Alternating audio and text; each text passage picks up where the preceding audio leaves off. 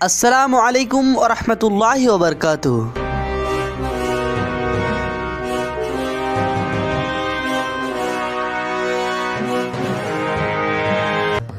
سانپ اور مور جنت میں رہتے تھے، مگر سانپ اور مور کو جنت سے کیوں نکالا گیا، اس کے بارے میں جانیں گے اس ویڈیو میں۔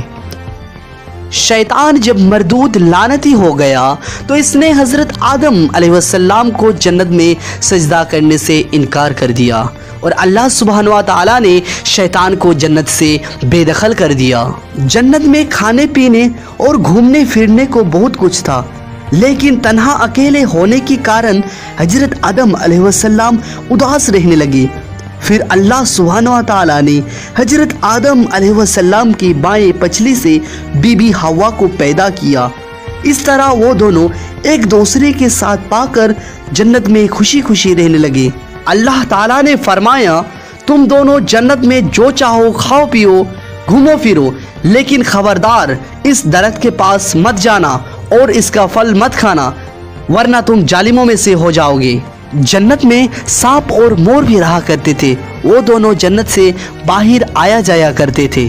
اس وقت سانپ کے پیر بھی ہوا کرتے تھے، اور سانپ کے منہ سے ابرک کی بہت اچھی خوشبو بھی آتی تھی، اور مور جتنا ابھی خوبصورت ہے وہ اس سے بھی کئی زیادہ اس وقت خوبصورت تھا جب وہ جنت میں تھا، اور مور کی پیر بھی اس وقت بہت ہی زیادہ خوبصورت تھے۔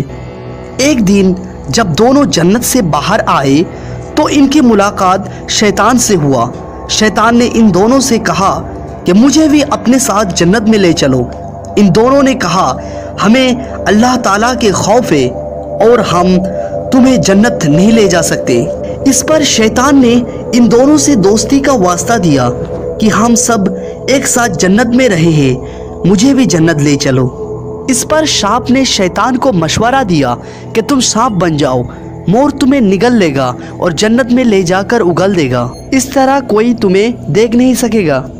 شیطان فوراً سانپ بن گیا اور مور نے اسے نگل لیا، اور اس طرح شیطان جنت میں دخل ہونے میں کامیابی ہو گیا۔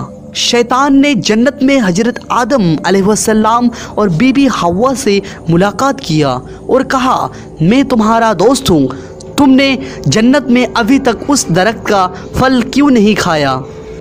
اس پر دونوں نے بولا، اللہ پاک نے ہمیں اس درخت سے دور رہنے کو کہا ہے اور اس کا پھل کھانے سے سخت منع فرمایا ہے، اس لیے ہم نے وہ پھل ابھی تک نہیں کھایا اور نہیں کھائیں گے۔